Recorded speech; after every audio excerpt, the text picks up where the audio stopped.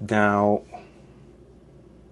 my Uncle Winfred was the genesis of our problems when it came to being fairly compensated by Global West.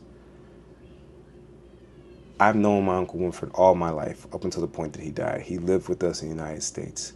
I trusted him with every part of my being, which is why in 2012, when he said he was taking over the company, we had no problem with it. Never had any issue with it. He worked just as hard as my father in the United States on those ships for years. In fact, I believe a year or two before my father died, he told my Uncle Winfred to come to Nigeria and work with him. He had just gotten Global West to the point where he felt like it was stable enough for him to leave his job in the United States and come work with him in Nigeria. My uncle was getting older. The work that they were doing on the high seas was really labor intensive. And my father felt like his brother shouldn't be doing that anymore. So that's how he came. He was not an original shareholder. He didn't start the company with my father.